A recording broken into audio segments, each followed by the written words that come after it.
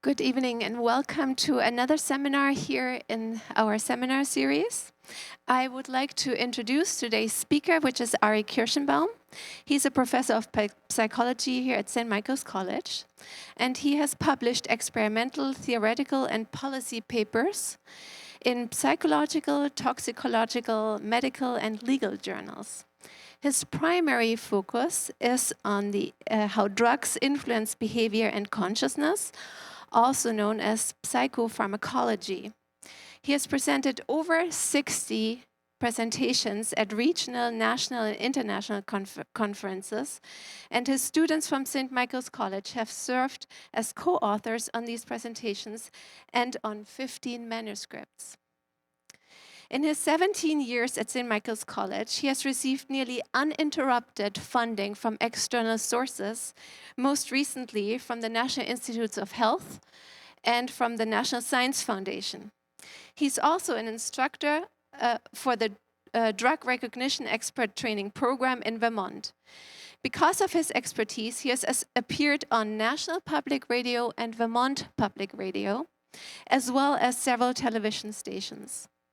On a personal, private note, Professor Kirshenbaum is also a justice of the peace, a mandolin player, a professional woodworker, a telemark skier, an endurance runner, and the family cook. Most relevant to the talk today, Dr. Kirshenbaum is the Chief Scientific Officer of a company that has developed mobile app technology to help cannabis users understand how their use of drugs affect their influences on motor skills. Please welcome Dr. Ari Kirshenbaum. Thank you.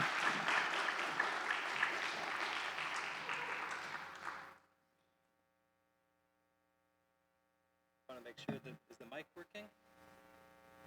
Thank you so much for coming. I feel very privileged to be a professor here at St. Michael's College, and I feel really glad that you're all here. And I don't know what you're all doing here because I wouldn't come to see myself talk, but maybe you're here because you heard that there's going to be free samples available afterwards. I'm sorry to let you down, but no, I don't have those to give you. But I am privileged to be a professor here at St. Michael's College, and one of the things that I try to do as a professor is that I try to encourage critical thinking in my students. And I do that in a variety of different ways, but what I really want to focus on is to try to allow my students to understand the difference between fact and opinion. And I want my students to be humble in their thinking so that then what they can do is they can allow their facts that they find to inform their opinions and not the reverse. So that's one of the ways I try to accomplish this goal of encouraging critical thinking. But I also try to encourage my students to think more in a sophisticated way and have more sophisticated conversations. When it comes to cannabis, I think that there are a number of conversations, 3 in particular, that we have as a society that really could be improved upon, and we could develop them to be a little bit more sophisticated.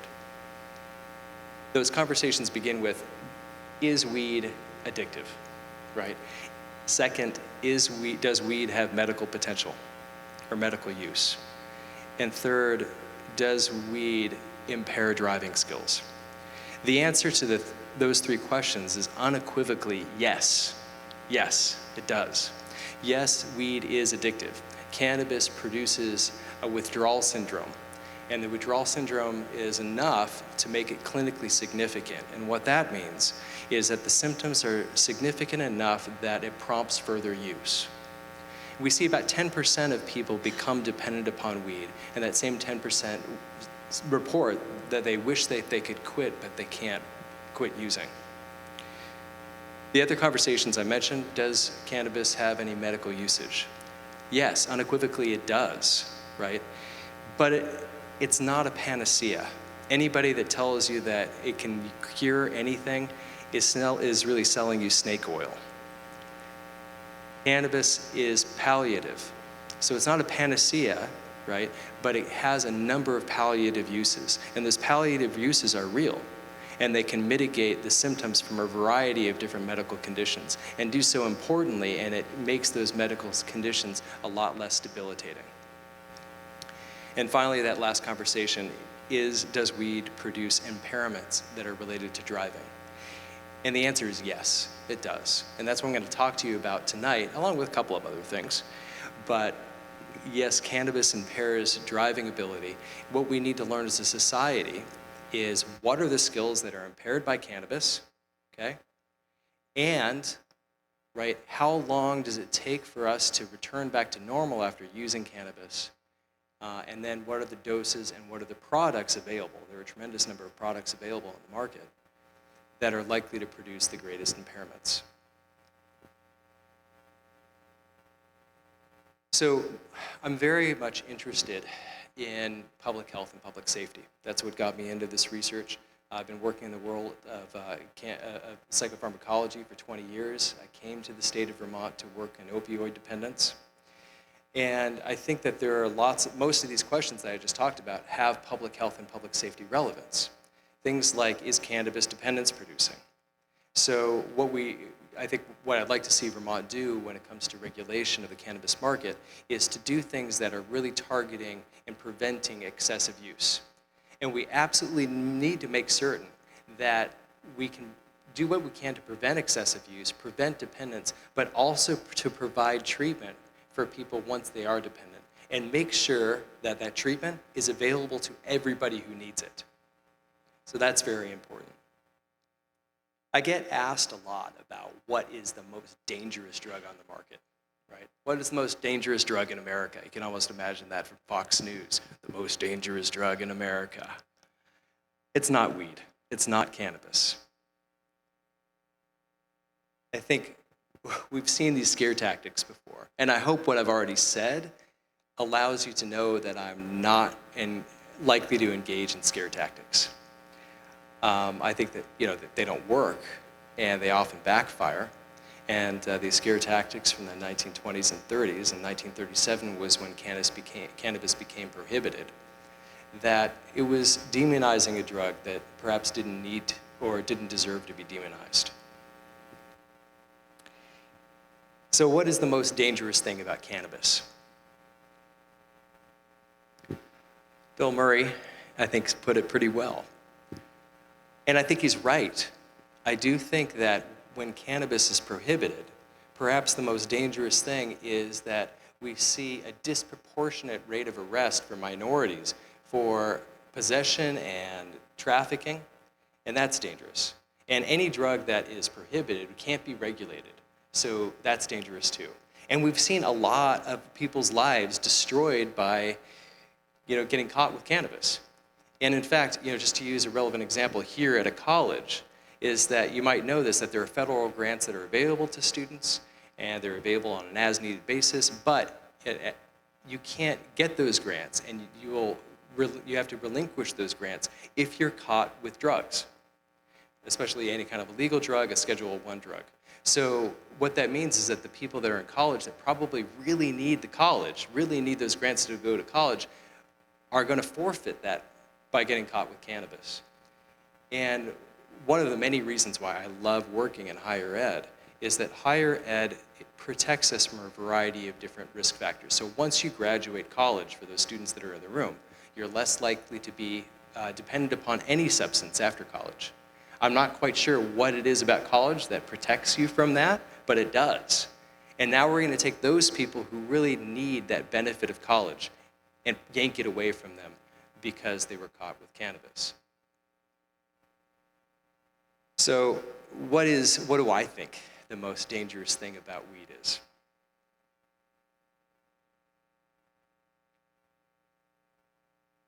I think the most dangerous thing about cannabis is that people don't have an accurate perception about the risks. Now, this is a ridiculous statement, and I don't really like going around like making fun of our policymakers. I really don't. But this is kind of deplorable. This is ridiculous because, cocaine begins as a leaf, right?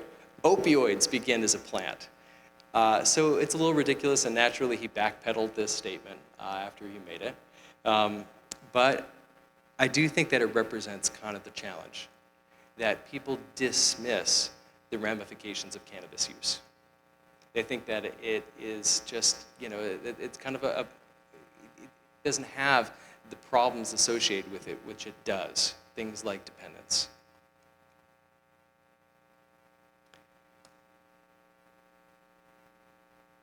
So back in 2014, the director of NIDA, Dr. Nora Volkoff, she produced this report in the New England Journal of Medicine, and she was asked to really create a list of all the different things about cannabis that she's concerned about. And at the top of the list were traffic fatalities related to marijuana impairment. There are other things too. I would encourage any of you to look at this, but these are, I think, our leading experts in the country when it comes to drug use and drug dependence. Nora Volkow, the director of the National Institute of Drug Abuse, and then we have Wilson Compton here, who has been really instrumental in creating legislation regarding cannabis, and he has also created some of the reports that have gone to Congress about cannabis and driving impairments. So these are our leading experts, and at the top of the list when it comes to their concerns about cannabis, it's driving-related impairment. It probably is worth noting at this point that we might not want to call it marijuana.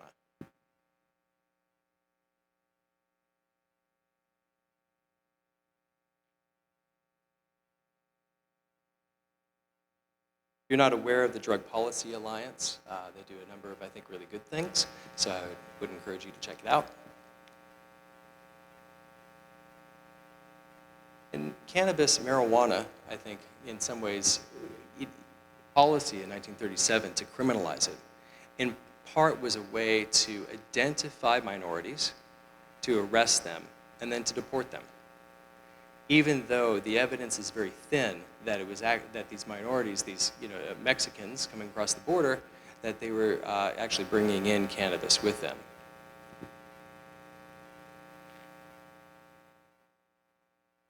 So I have some take-home messages for today. Okay, this is where I start talking about cannabis-related driving impairment. But my take-home messages are, number one, cannabis impairs your functioning. And for many of you, you probably already know that. I remember I had a roommate in college that made himself an ice cream sandwich, and it involved wheat bread and mustard. Now, you have to, I think that under those circumstances, you have to believe that this impairs judgment to some extent, right? But cannabis impairs functioning biologically. It's one of the reasons why I'm interested in drugs, is because drugs give us insight into the biology of consciousness. And THC from cannabis activates these very particular receptors in the brain that have reliable effects on consciousness, cognition, and behavior. These impairments, they influence driving ability, which should come as no surprise. And use of cannabis, it does increase crash risk, real crash risk. I've been informed by some of my friends that work as state prosecutors here in Vermont that we don't call it accident risk. We call it crash risk. We call it crash risk because you have a choice. You're impaired, you've been intoxicated, and you are choosing to get behind the wheel and to engage in a selfish activity. For what purpose? And you are causing a crash. It's not an accident. You're not spilling over your cup of coffee. The big take-home message that I hope you can get from my talk today, it also involves this issue of the distinction between impairment and intoxication. The two things are not, they go hand in hand, but they're not the same thing. I can give you just a brief example. I can be intoxicated by the love for my wife. She's sitting right there. She's loving this right now, right? Right, you can be intoxicated with that if you've ever been deeply in love, right? But it's not going to impair you. Alternatively, we can think about impairment and intoxication, or your subjective intoxication of cannabis, and how you are feeling at that moment. Are you currently high? You can't use that as an estimate about whether or not you can get behind the wheel.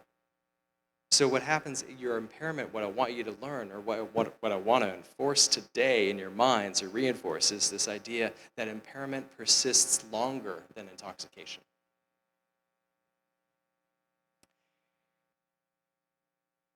So here's some data on crash risk. This is in Colorado and Washington. These are crashes, and on the vertical axis here, you're wondering what BVMT means. That is billion vehicle miles traveled. And between the era of the years of 2007 and 2012, you see a decline. Cars are getting safer, right? And we're seeing that there are fewer crashes as a result. Then there's legalization in Colorado and Washington, and following that were the opening of dispensaries. And when dispensaries opened, that suddenly caused a change in the number of crashes in billion vehicle miles traveled. And then you can look at that relative to control states. That's what's in the sort of the open squares there. And those are Western states of similar demographics and similar sizes to Colorado and Washington.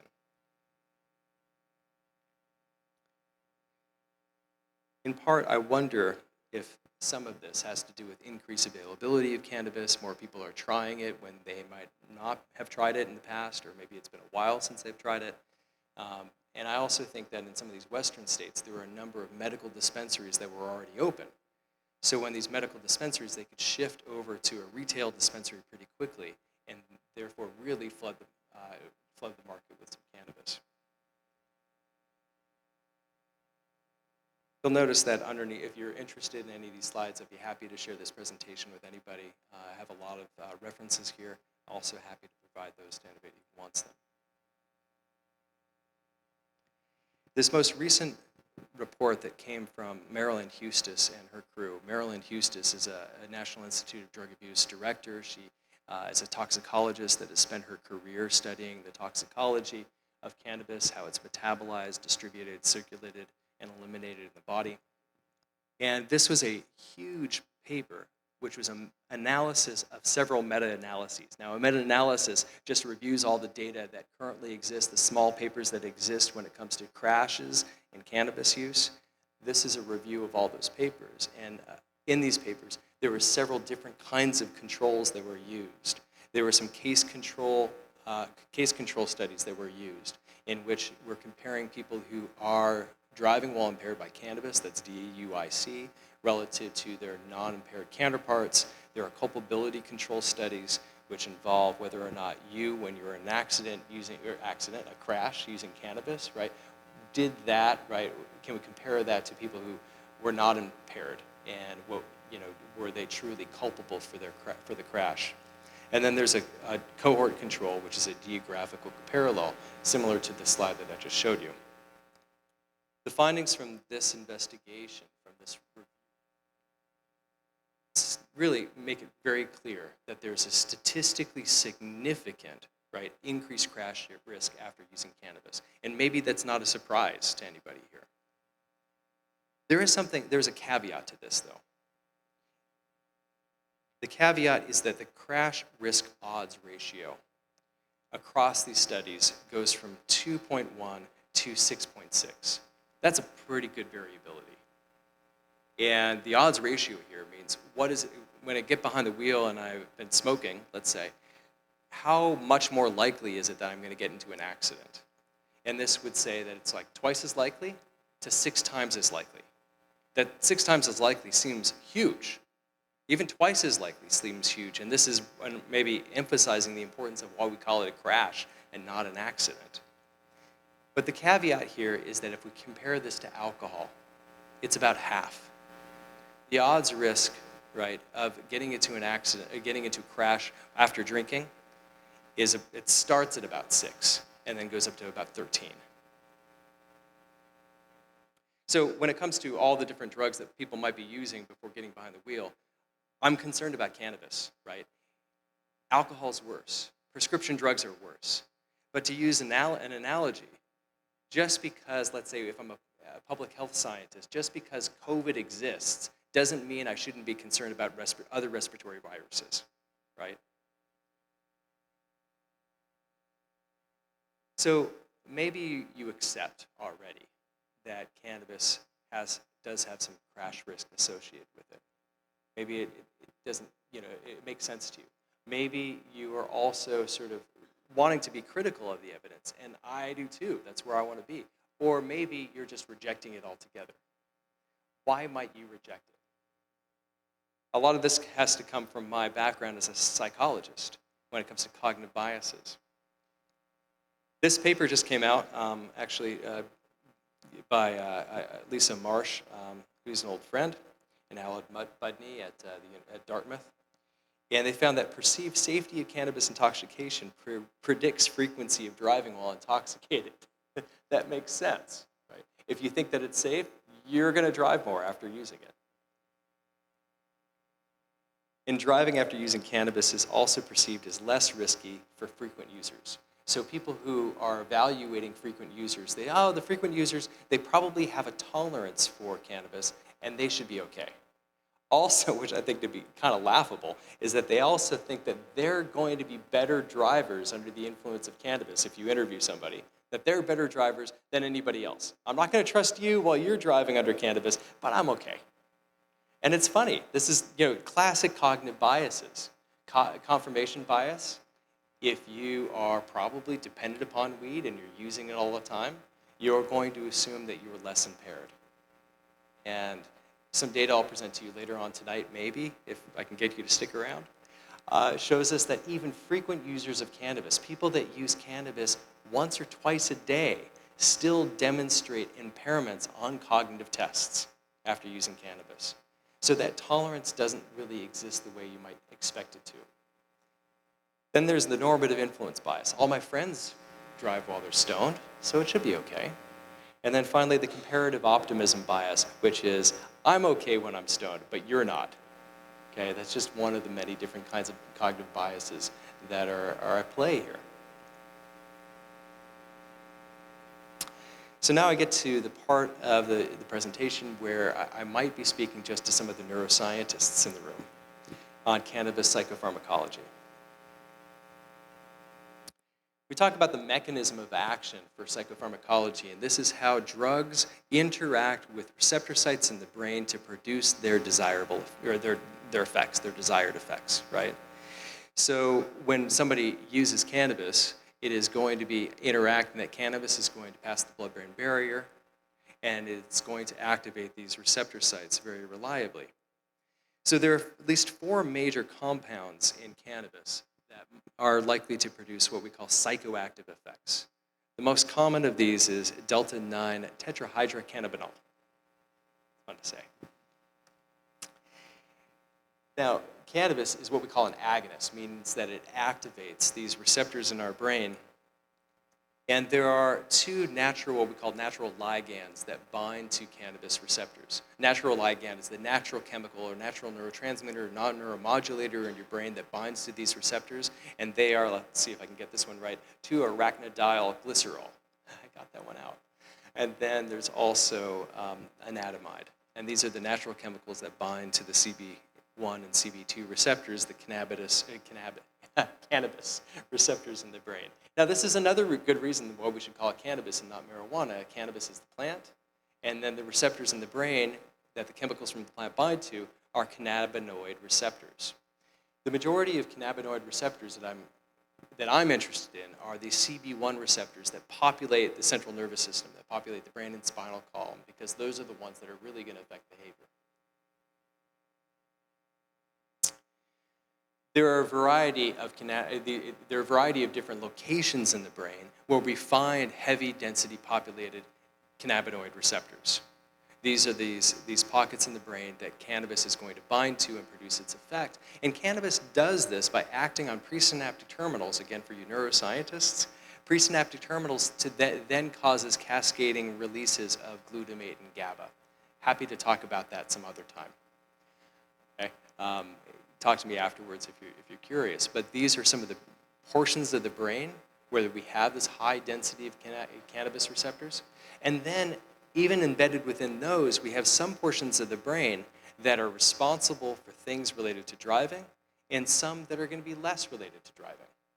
Like people tend to get the munchies from what I hear about after they've been smoking a little bit of cannabis, right? Perhaps that explains the ice cream sandwich that my roommate in college made. And that's potentially because we have CB receptors in the portion of the brain that regulates feeding, the hypothalamus. But I don't know that munchies that exist, whether that actually impairs your ability to drive. I don't think it does, that's my guess. But certainly things like regulating voluntary movement, that seems like it would impair our ability to drive. Motor control and coordination, also impairing our ability to drive.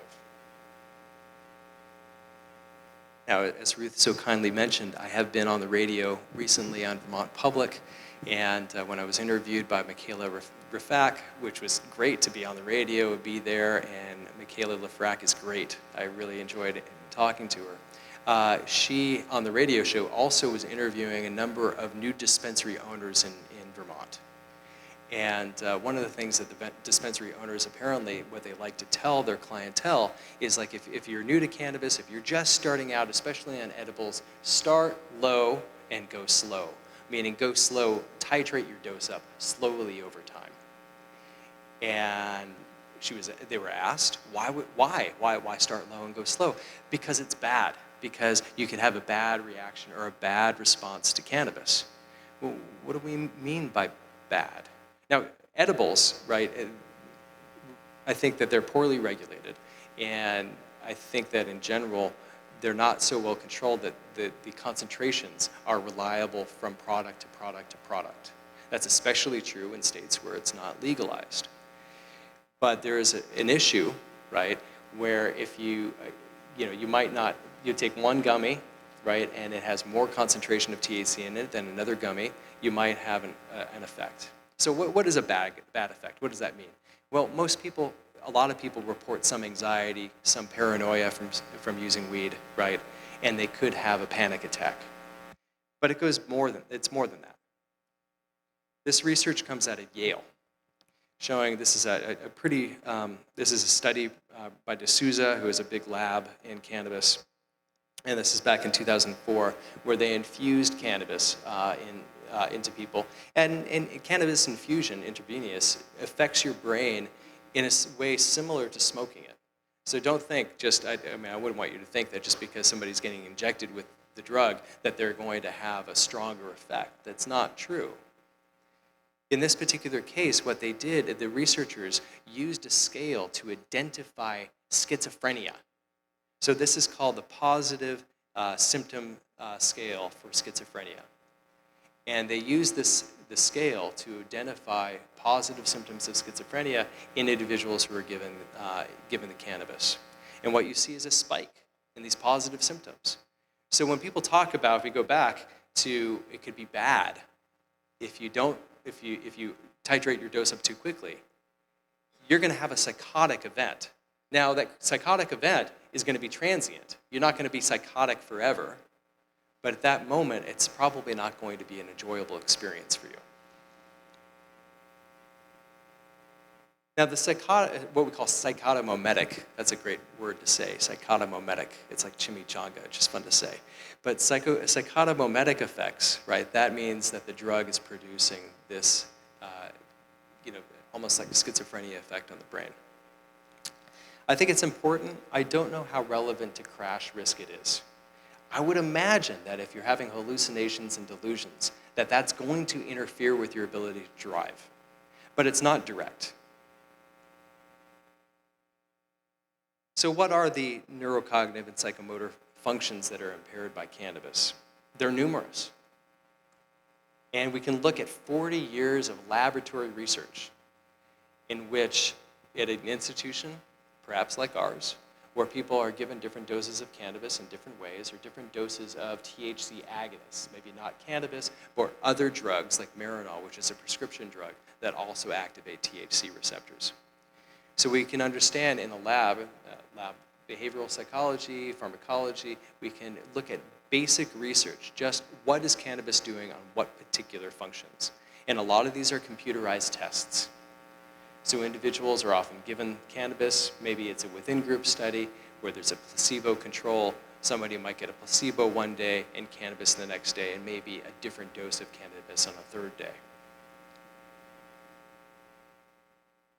We can look at neuropsychology is a big field where psychologists, clinical psychologists might evaluate you for different kinds of psychological functioning or psychometric testing.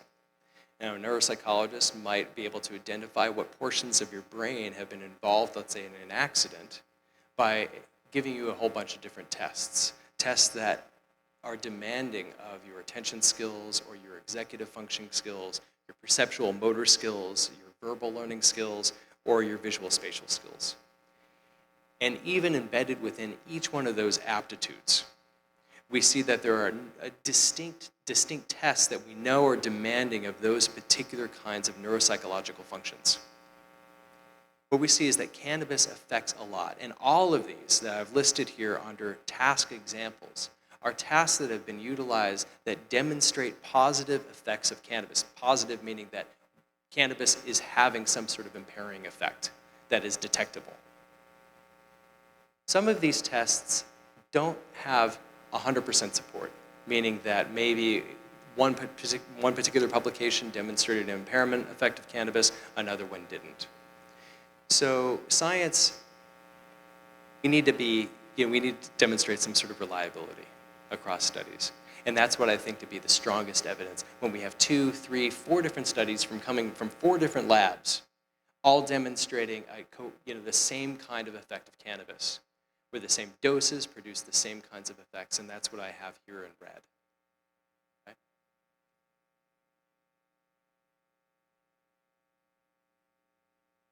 So my take-home message here from this slide is that cannabis affects a lot of different functions. I'm just going to use one example because I could be here all week, right, going over all those different kinds of tests. So I'm going to begin with this stop signal task, which I'm familiar with. I've used in my lab for many, many years. The stop signal task is a response inhibition task. So if we think about executive functions, I'm going to go back here.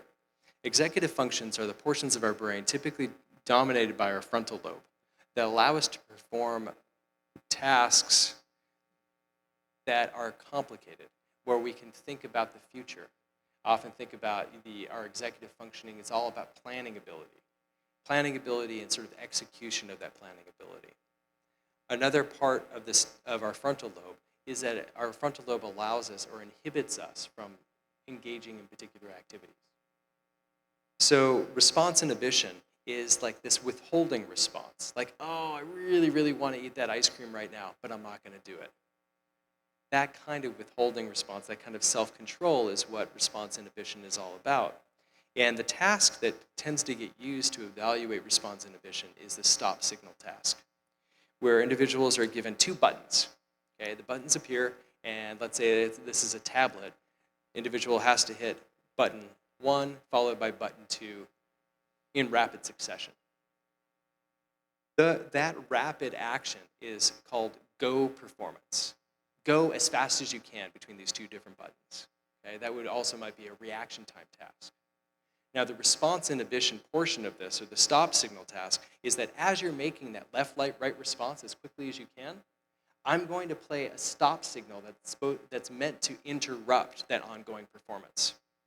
So I could play that stop signal immediately after pressing that left button, and you can inhibit your response. Or I could play that stop signal maybe closer to when you're going to hit that right button. And the question is, do you inhibit your response?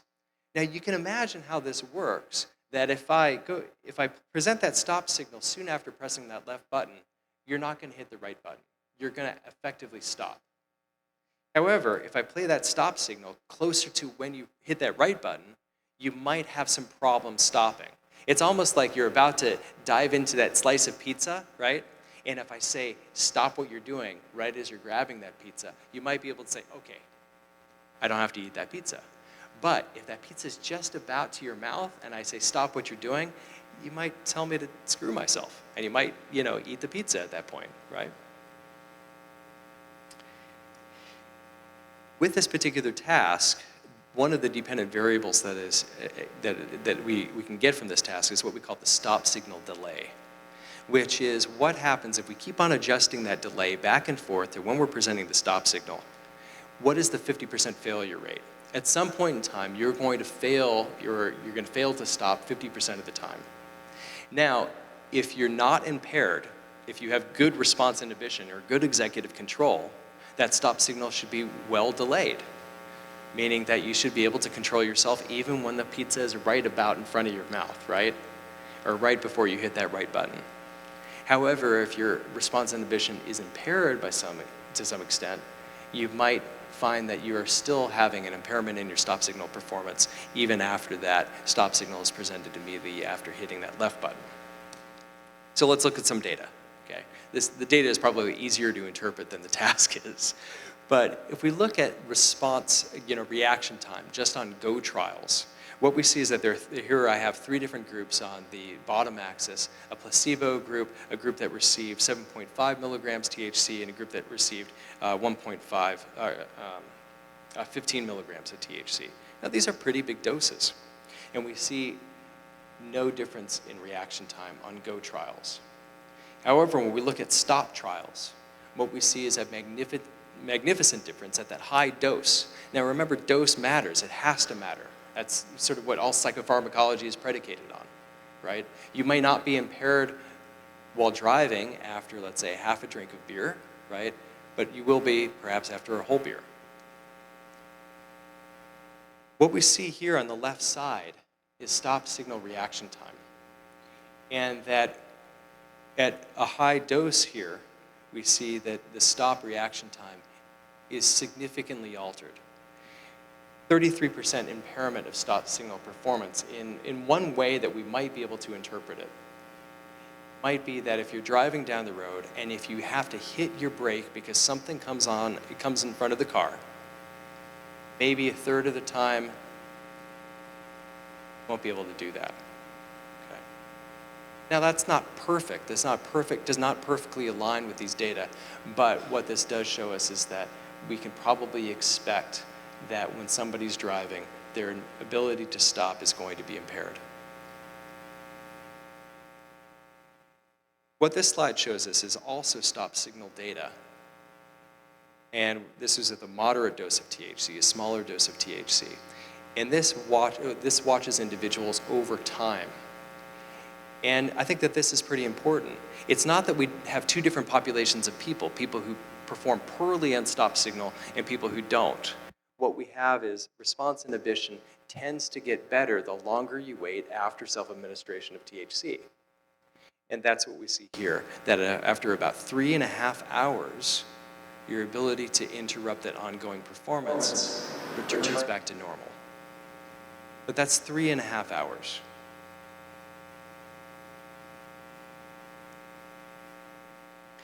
So that brings me to the question, is cannabis currently exerting psychoactive effects? Now, this is a very recent study done at Johns Hopkins.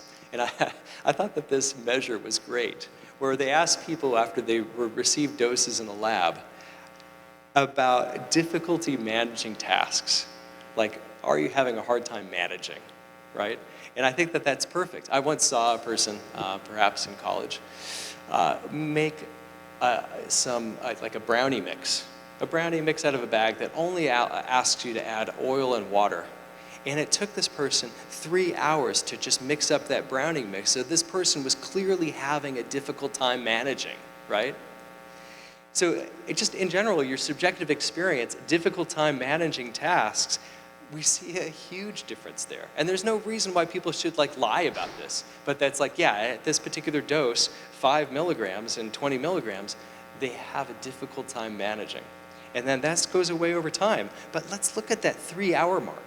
They're still having, self-reporting anyway, a difficult time managing. Here's another slide from a different study on a subjective high in terms of having you rate your high from, let's say 0 to 100. How high are you right now? Now, first, what you probably notice is that placebo, people are going to report a little high, which is great. That's why I love psychopharmacology, because we get these placebo effects. I have people telling me when I give them nicotine in the lab that they get an experience from nicotine, and sometimes when I give them a placebo, they're convinced that they receive nicotine. Placebo effects are big. Placebo effects are big here too, in the sense that when people in a lab are given a placebo, they think that they got some sort of THC. But we do see a difference between heavy users, right? Speaking to maybe the tolerance issue. Does heavy use allow you to have tolerance and be less behaviorally impaired by THC? Even in heavy users, we see that their subjective high, it takes them a while to become less intoxicated. And in this case, we're seeing that between 2.25 hours to 3.25 hours. So relative to infrequent users, the heavy users do show some sort of subjective tolerance, right? But they still report significant differences from placebo, up to 2 hours or more after use. So now that brings us to this relevant issue. We have dispensaries. It's been perfectly legal to use weed in this state for a couple of years now. What was it, 2017 that it was legalized? 2018, something like that. I can't remember now. But we have no ability to really detect it at roadside. So don't you think we should be able to have a blood test, like we do for alcohol, that allows us to know what the blood alcohol concentration of THC? There is no linear relationship between the concentration of THC in your bloodstream and the way that it affects your psychomotor or neurocognitive performance. There's a nice linear relationship with blood alcohol concentration and impairment that does not exist for THC.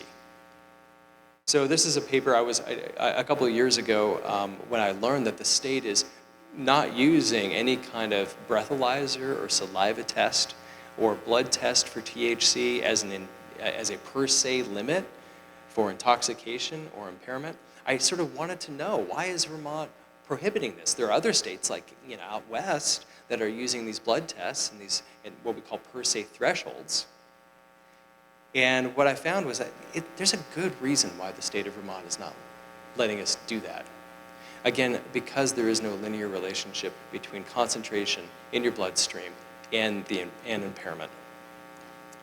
So we submitted this paper to the Health Law Journal, which is a publication of the New York State Bar Association. The reason why we did that is that right around this time, the state of New York was considering legalizing weed.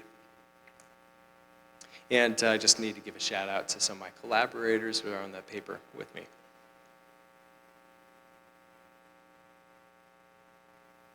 Mostly what I want to tell you is that there will be no BAC for THC. Not now, not ever. I can't imagine it happening. The science just isn't there. The way that THC influences our behavior does not permit that linear relationship. We're not going to get there, I don't think. So what do we have as an alternative? What we have as an alternative is detecting THC intoxication and impairment by actually looking for behavioral impairment in people.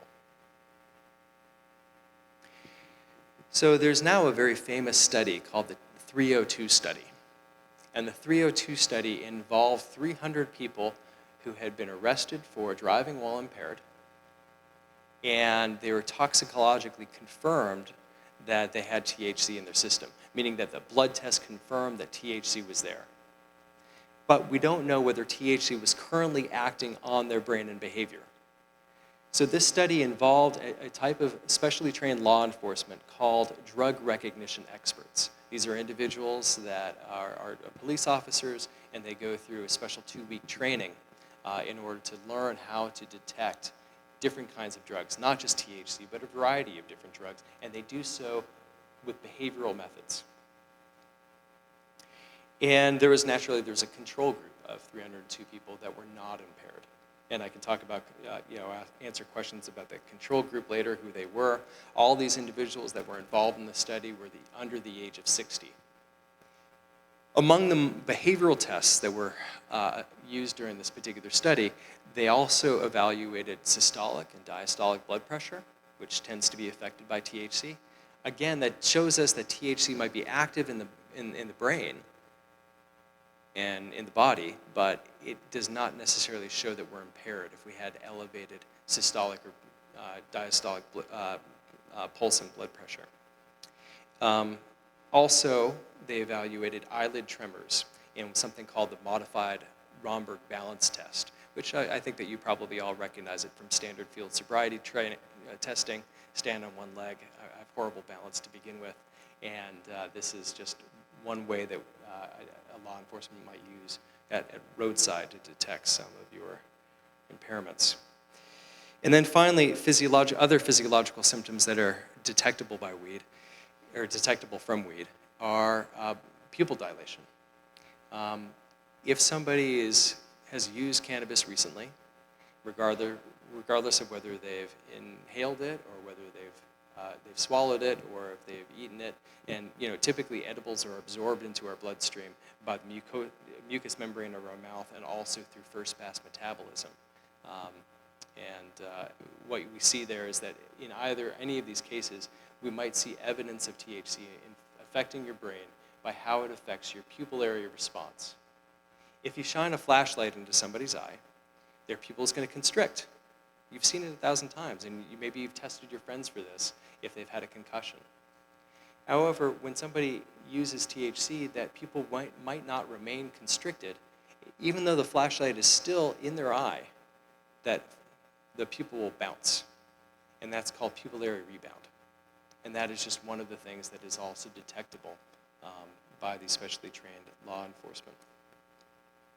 These are some of the results from the 302 study, where we can look at the number of cues in the walk and turn test. And again, you're probably familiar with it: heel to toe, walk a straight line. And naturally with alcohol, people are going to lose their balance. They might fall over once they get to the end of their line and turn around because alcohol is affecting in that way, affecting coordination and balance that way.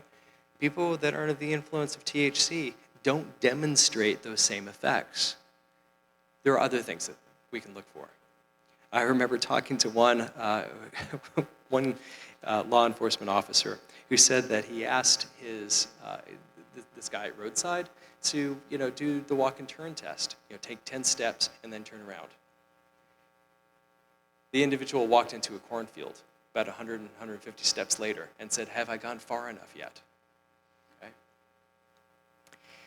So some of these clues include starting too soon, losing balance, stopping when they're not supposed to stop, missing heel to toe, they stepped off the line, or they have the incorrect number of steps.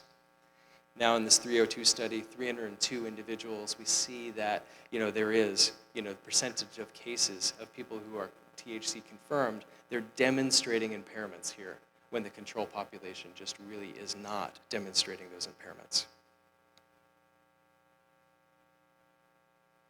Then there's the finger to nose test. And I've witnessed this with individuals who have been using THC, that oftentimes when they're doing the finger to nose, they don't quite make the tip of their nose. Their finger goes somewhere else.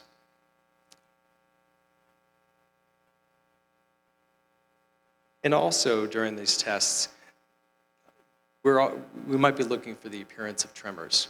And maybe for those of you who are witnessing your roommates in college using weed, maybe you can even detect some of those tremors by looking at their face, and you can see their eyelids might be shaking a little bit.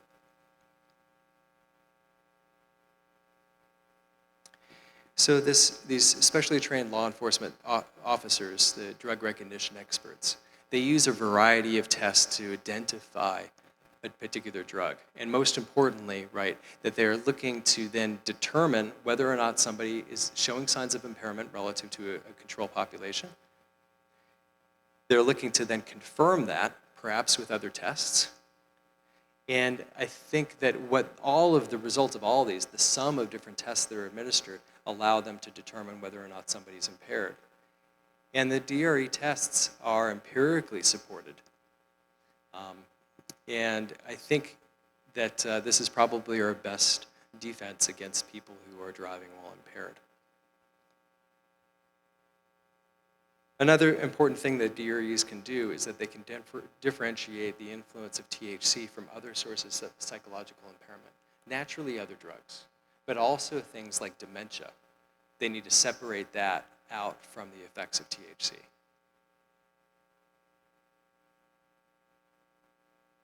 Now, this is the point where I get to talk about some of my own research that was funded by the National Science Foundation. The National Science Foundation supported our research to develop mobile app technology to see if we could use a mobile app, behavioral test, video games more or less, to see whether or not we can then detect impairment from THC resulting on this, a mobile app, a device that anybody could download. So our device, our mobile app is called Indicator.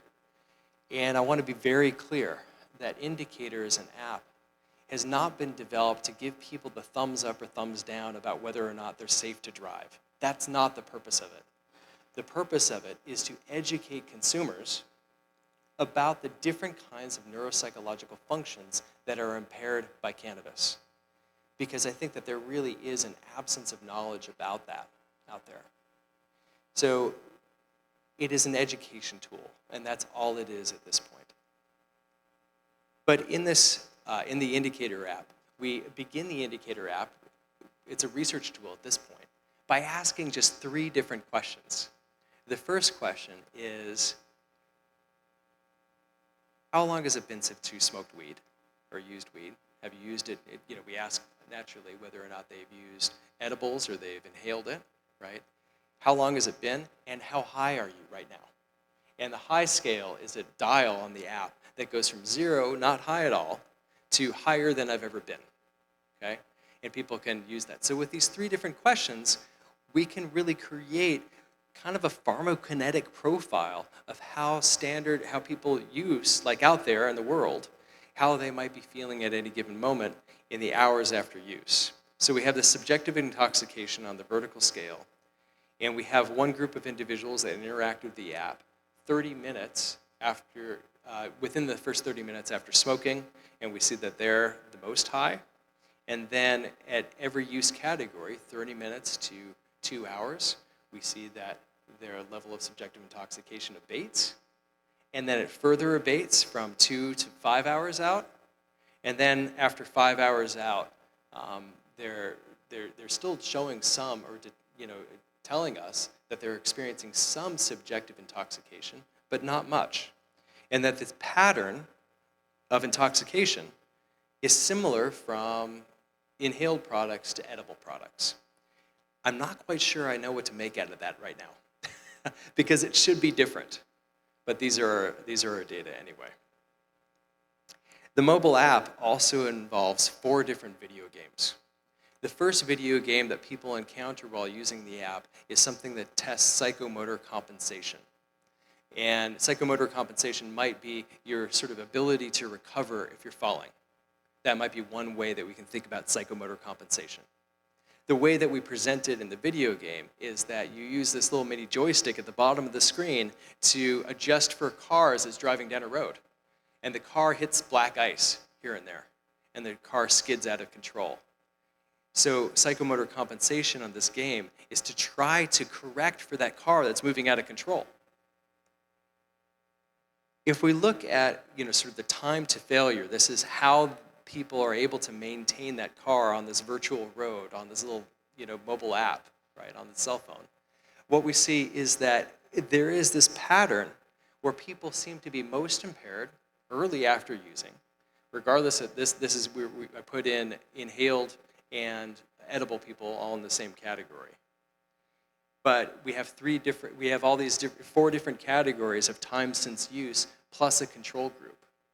The control group are people who interacted with our app while perfectly sober. And as the time since use, right, lengthens, there's a bit of recovery of function. But I would like to point out that between 2 hours and 5 hours after using, there is still detectable impairment. Here's another test, really simple test. We have a traffic light that moves from, it begins with green, and then it moves to yellow, and then to red. and we ask people to just evaluate how quickly does that traffic light move from green to yellow to red. Really simple task. And we're asking people to make an assessment of like 2 to 4 seconds, and then to recreate that timing. So very simple timing task. And again, we show predictable impairments soon after using cannabis, and those impairments abate over time, until we get to the control group. Now, naturally, there are limitations with my research. There are limitations with all of the studies that I've talked about. Importance here is replication. We need to evaluate dose, we need to evaluate product, and we need to evaluate this experimentally. Now, these are people at home that are doing this to themselves and signing a consent form to be part of our research, and they are anonymous. And this is a between-group study, which creates some problems, meaning that I can't know for certain whether the people in my control group are equivalent to the people in my other groups. But there are some things that I do know, and I also can't verify whether the people at home are actually smoking a bowl, right? But it certainly seems that people are being honest with me. And this is following a predictable pattern that we see in a lot of experimental research, where doses have been controlled in a lab. And again, I just want to point out, 2 to 5 hours, still impairment. We can create an aggregate score. These data, we just submitted these to the Journal of Experimental and Clinical Psychopharmacology. And this is an aggregate score where we take all 4 of our video games and add it together to try to create a profile of somebody who has been using weed. And then we also use artificial intelligence and data analysis to try to see if we can detect particular patterns in the way that people perform when they've been using weed. And again, we see that reliable finding that regardless, if we take all of our different tests together, we find that between 2 and 5 hours after use, there are still detectable symptoms of impairment. Now, I mentioned that this is an education tool. So we give our users feedback on a screen. This is their performance summary. That gives them feedback on exactly what aptitudes have been affected by their cannabis use. In the 4 different video games, psychomotor compensation, time estimation and reproduction, response inhibition, that should come as no surprise to you. We use something like a stop signal task. And then finally, attention and divided attention. I haven't mentioned it, but attention and divided attention is incredibly impaired by cannabis, meaning that when you're engaged in a particular task, your attention might be divided, you might be easily distracted. Now, if you're driving down the road, I can imagine a situation where your cell phone goes off and that might interfere with your ability to drive. That happens a lot, and I'm concerned about people using their cell phone on the road. But I'm particularly concerned about people driving under the influence of cannabis and experiencing that same situation.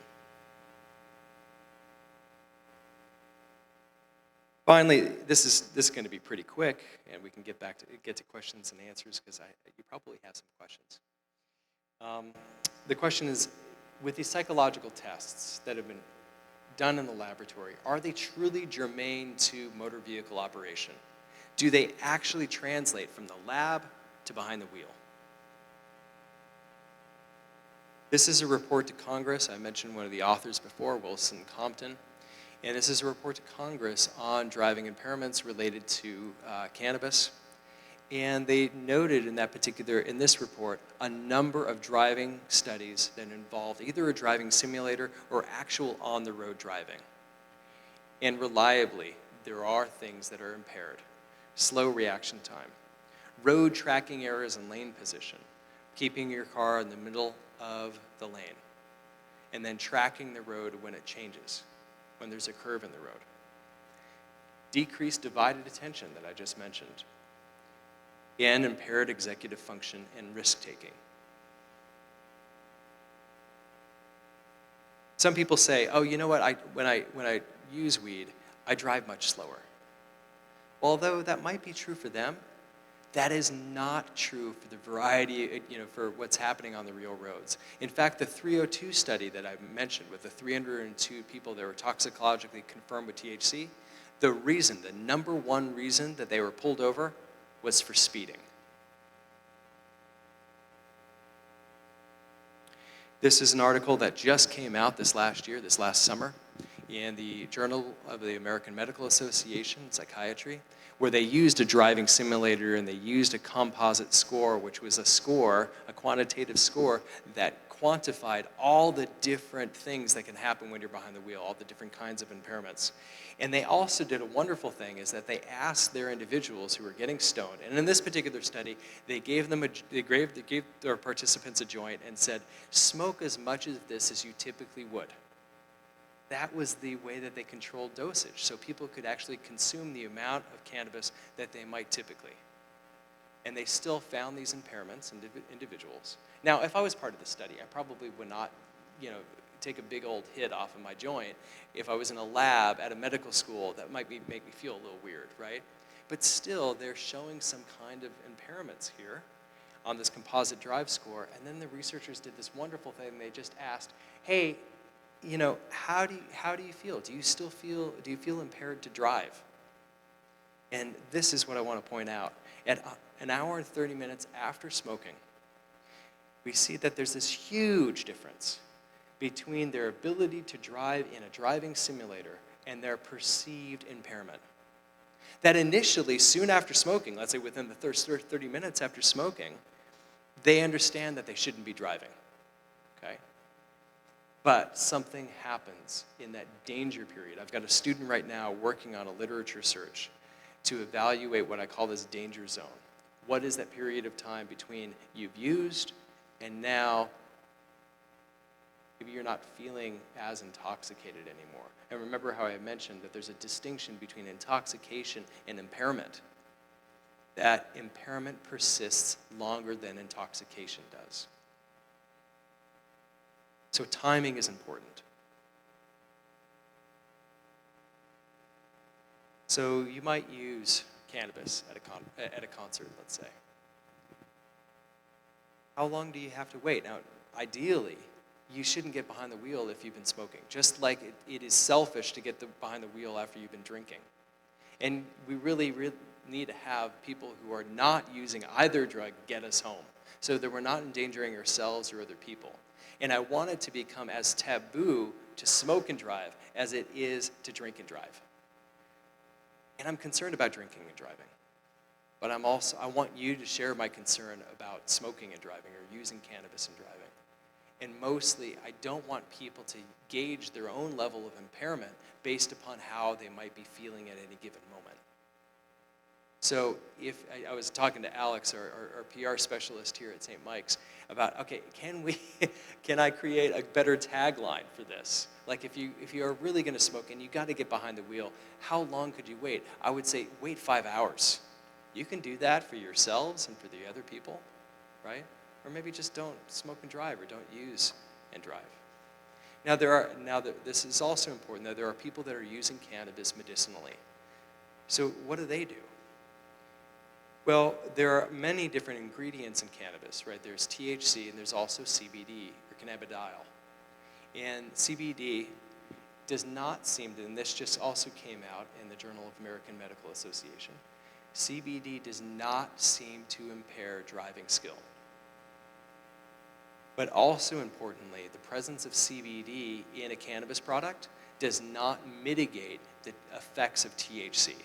So you can't pick up a joint, that has got both CBD and THC in it and expect that the CBD is going to wash out the effects of THC. And that is a myth that does exist. So these are some of my disclosures. These are some of my grants. It's probably really important for anybody who's talking about cannabis to disclose, what they're affiliated with, because there's big money in cannabis. And thank you so much for your time and for listening and for attending. I'm honored and quite humbled that you came to listen to me talk.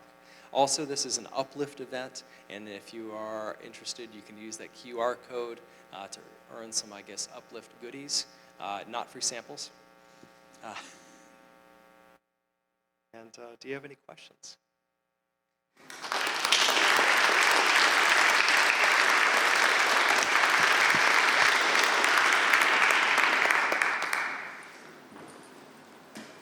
Yeah, Kevin.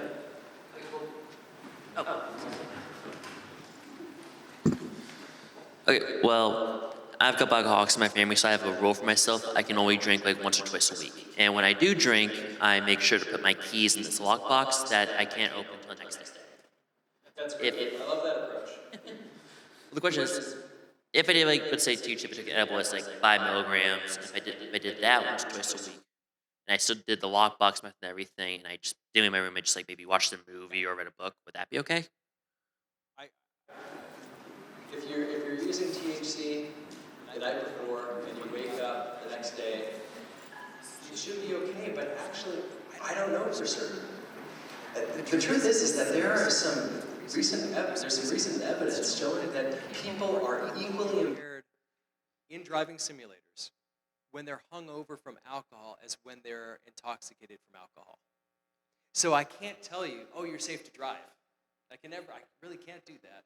But I think that really being as careful as you are is a great approach, and I really hope that everybody can do what you're doing. Okay? Hope that answers your question. Yeah, Peter. Thanks so much, Ari. There's so much information here of value. I'm curious, on the 302 study, you mentioned that there were a number of participants who hadn't consumed cannabis. I'm wondering, were they actors? They were actually law enforcement personnel. One of the flaws for that study is that there was no toxicological confirmation that they didn't use THC. Right?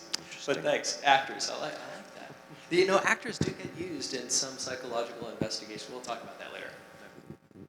Thank you, Ari, for this wonderful presentation. So the question that I have is, do you know how when people consume alcohol, they designate a driver that doesn't drink alcohol? Yeah. How's this with weed? Secondhand smoke, does that impair a driver? Yes, that's a great question. And an old friend of mine named Ryan Bandry at Hopkins actually explored the influence of secondhand smoke. Imagine these studies where he puts people into a cubicle and a card table, and one person smokes a joint, and then he evaluates the behavior and blood pressure and all that of everybody else in that room. And he finds that, yeah, there are effects of secondhand smoke. Now, unfortunately, I wish I could say that the whole designated driver campaign works. I don't know to what degree it really does. I think that people who are designated drivers still drink. And I wonder if that would be it would also be true with people who are using cannabis. So I think that the best approach is to find an impartial third party, like Uber. Am I really advertising for Uber right now? Somebody else, right? When I was in high school, I was the president of a group called Safe Rides. It was a group of teenagers that would give other teenagers free rides home after they've been drinking. And I don't think that anything like that exists here in Vermont, but certainly Uber is ubiquitous. Lyft, is available everywhere. I would use those services more than anything else, or truly have somebody that doesn't drink and that doesn't use weed. Thank you for that question.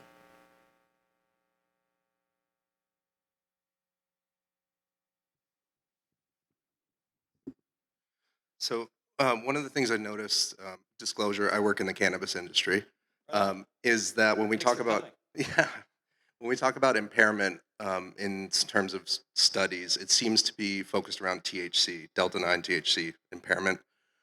When you switch to talking about cannabis in the real world, you're talking about a complex plant with hundreds of phytocannabinoids, dozens of terpenes, and dozens of other compounds. So in your experience, have you seen research so you mentioned that CBD doesn't mitigate THC. Is there research ongoing into the other cannabinoids, whether or not they're intoxicating or if they have mitigating? Yeah, and terpenes too, right? No, there's an absence of good research out there. And part of that is the problem from the federal government. It is still a Schedule I substance for reasons that nobody really understands. And that prohibits a lot of research. Now, just recently, over the summer, did Biden make it so that we can start doing research with products that are available at dispensaries like yours. Up until that point, it was illegal for our researchers in psychopharmacology to use anything other than the weed that was grown in Mississippi at the university there. And it was not good, right? So I think that it's really important that we evaluate all of these. And it's like there's a wealth of research out there to do. I mean, I talked about sort of that cannabis has these medicinal potential, right? And it is palliative, and it works for treating a variety of symptoms and a variety of different ailments. But do we know what products? Do we know what sativa, indica, what terpenes are involved? We don't. And a lot more research needs to be done. And I'm excited about that. That opportunity could potentially exist. We also need to get it shifted off of Schedule I. Thank you for that question. And thank you for coming. Was there like different results for like the different strains? So like indica, sativa, like would like the different strains affect impairment differently? Yeah, so they all have THC, and these studies, especially the lab studies, involve just THC, regardless of whether it's extracted from indica or sativa. And there are questions about whether or not there are real differences between the two. Now, if you ask anybody who's going to the dispensary, they are going to be convinced, right, that sativa does this or indica does this, and I'm looking for this particular concentration. And who am I to tell them whether they're right or wrong? The research up to date doesn't really support it, in the sense that people have not utilized indica strains versus sativa strains in the lab. Most of the information on that comes from self-reported data, from some big population data, but nothing that has been placebo-controlled in any particular important way. And I hope some of that will come to bear. I think that in general, we need a better understanding of dose effects, and also sort of the differences in the way that people metabolize. There's a huge variability in the way that people metabolize weed, especially from edibles. Now, there's this issue called first-pass metabolism, which means that we've got these enzymes in our GI system that are going to destroy THC as we're eating it, right? That are going to prevent some of the drug from getting to our brain. People are incredibly variable, and there are other things that are going to make that process even more variable, including the things that you ate, what you didn't eat. That's all going to affect first-pass metabolism to some extent. So there's so much research to do. And don't worry, the VPA isn't here anymore, but I was going to tell the VPA or vice president that I'm not going to be getting anybody stoned here. That's not, yeah. Maybe someday, but not right away.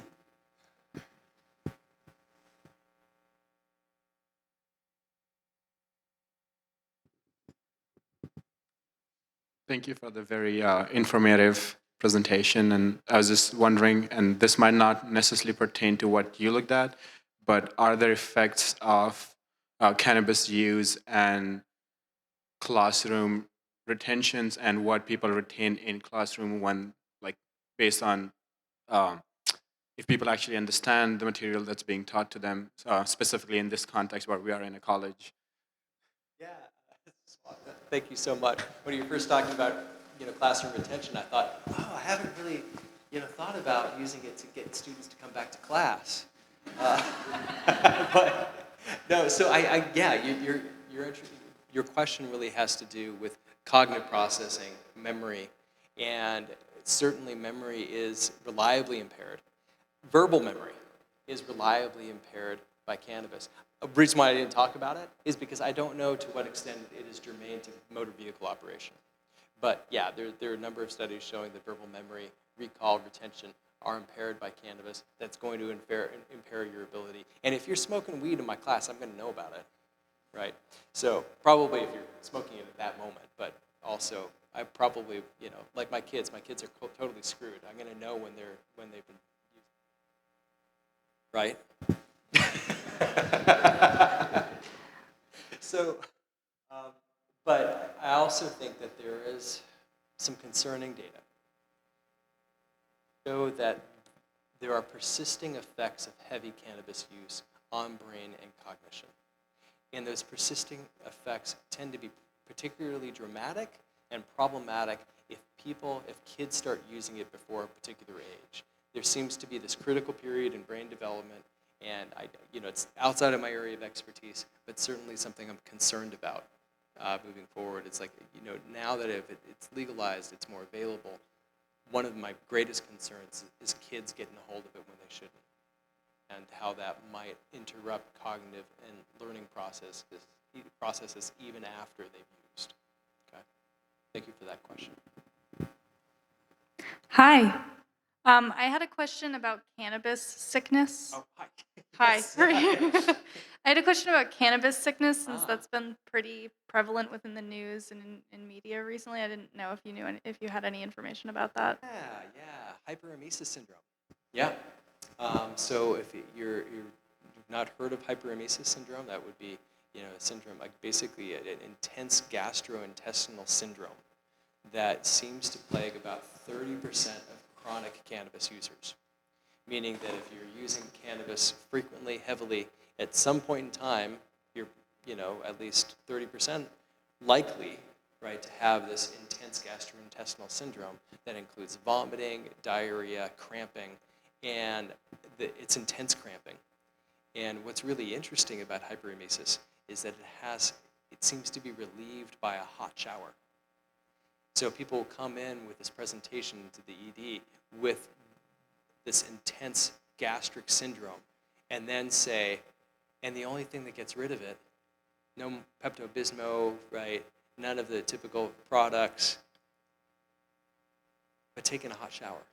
I don't understand it, but it is something we have to watch out for, and it's something we have to be prepared for, and we have to be prepared to spend our tax money on helping people in the ED, right, in emergency departments who experience it. So I didn't do a very good job answering your question, but I've heard of it.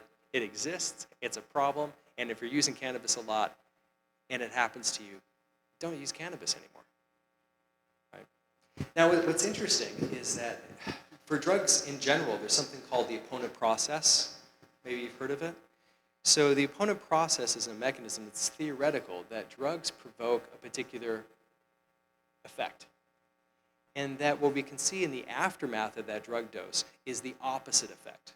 So when people drink a lot, it's a depressant, they wake up the next day feeling jittery. That's called the rebound effect, and that's part of this opponent process.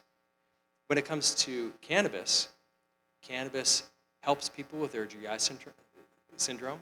A lot of people use it medically for that, and that's why we can sort of expect that the opponent process is going to be this extreme GI distress. Another thing is that one of the symptoms of cannabis withdrawal is intense anxiety, intense irritability, and aggressiveness. When people smoke, they don't seem to be all that aggressive, at least in my experience. So it seems like cannabis has this primary action of helping people relax a little bit and helping people to be a little less anxious. But in the aftermath, we see the opposite. Thank you. So, no, you're good. So my question is, you mentioned, I see all the statistics you have up on screen, and when do you think it's a valuable age to teach kids about, or young adults, the true effects of how marijuana is, like, how it may hurt their brain and their development? When do you think, or where could it be used to actually make an impact on these kids? Because I hear kids hearing about it from their peers, and then they get it from outside sources that may not be true. So where do you think they could start at? Well, that's a great question. And our best defense against, best tactic for the war on drugs is prevention and treatment. We can't expect to affect, supply, right, and have that affect demand. So prevention. When do we start talking to our kids? One of my hopes about legalization is that we can begin to talk to our kids early in education, in the elementary school, about the effects of cannabis. Because now it's legal. We can do that. When it was illegal, it was weird.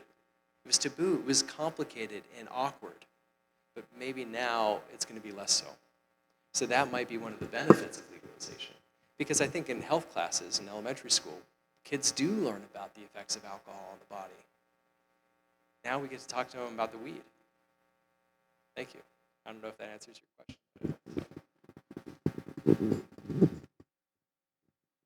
First of all, great presentation. It was really interesting.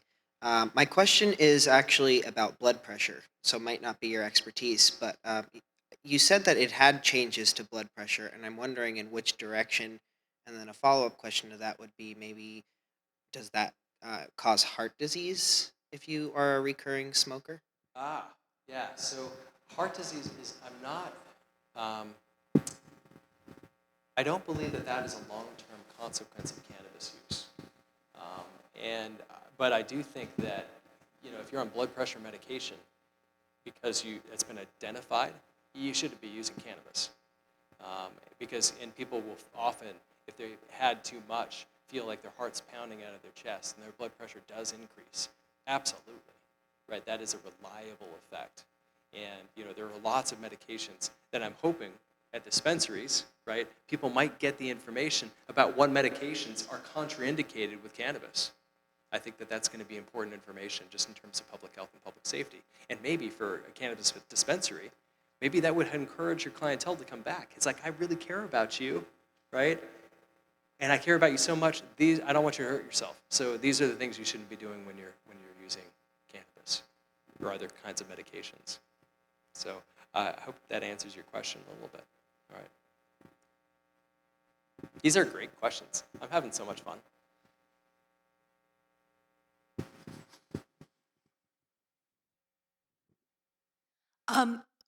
Hi.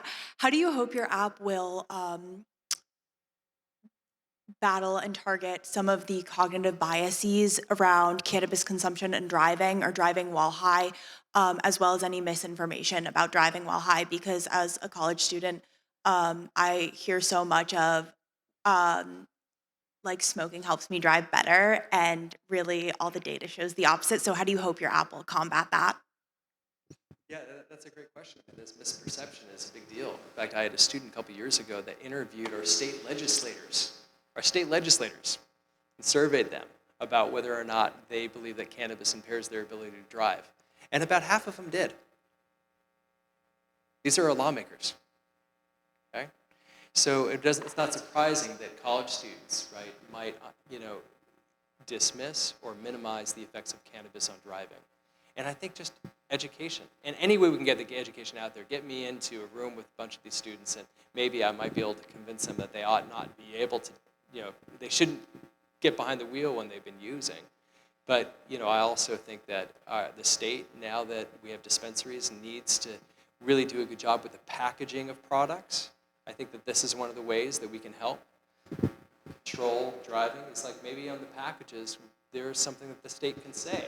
And we've been staring at cigarette packages for a long time, right, that tell us not to smoke if we're pregnant. So maybe don't smoke if you are going to be driving. We see the same thing on our pill bottles. So the state has an opportunity there, and I think that they need to utilize it. I'm sorry if that's bad news for the cannabis industry, that they're going to have to be using some information on their packaging, but that could be helpful. I don't know. Sure. Thanks, Julia. We have time for another question or two. I'd be happy to answer anything, really, cannabis related or not, but cannabis related is probably better.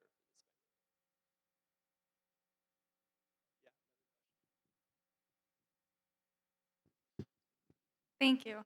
I know you looked a lot at edibles versus smoking, but did you look at all in terms of vaporizers or like sublingual tinctures and how those, in terms of potency, might be different? So at this point, we've had more than 1,000 people download our app and use it. And a tiny fraction of those people use tinctures. So statistically, I don't have the ability to really evaluate that. And whether you're vaporizing it or whether you're actually smoking it, it doesn't matter psychopharmacologically, because it's still getting to your brain, goes to your lungs, and gets to your brain rather quickly because of it. So smoking it is the way to get into your brain as fastest mechanism possible. And then, so there's a big distinction between that and then also the edibles. And that's why I have those two big categories right now. But I think that these things are things that we have to be thinking about with a variety of products that are going to be available on our market. Thank you. One more question, or?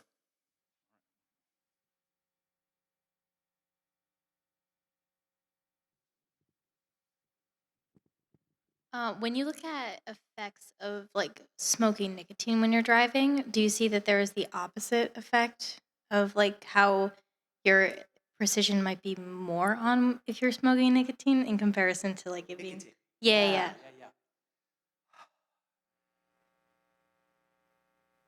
So nicotine, all drugs are going to, produce different kinds of effects. And nicotine does have reliable effects on something like response inhibition, as would a diagnosis of ADHD, as would cocaine, as would methamphetamine. In some ways, all of these drugs are going to affect that executive control. But cannabis is also going to produce a myriad of effects on attention concentration that are going to impair attention concentration. Now, I have to be careful with saying this because nicotine, as you know from working in our lab, nicotine improves attention and concentration. And going back to the opponent process, nicotine withdrawal, we see a dulled attention concentration. And the reason why I have to be careful on answering it that way is that I wouldn't want anybody to think, oh, I'm compensating for the effects of weed by smoking the cigarette, or a blunt is going to be my best way to keep my attention concentration, up here, even after smoking.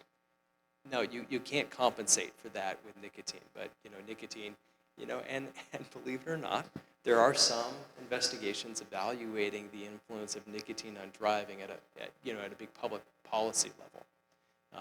But certainly we're not seeing odds ratios to the same extent that we are seeing with cannabis. That's a great question, though. Thank you. Oh, and something else I should say is that alcohol is super impairing, cannabis is impairing. The two together, yeah, that's a dangerous combination in terms of driving skill. Okay. I think that's it. Thank you so much again. This was great to have you here and talking to all of us. So once again, let's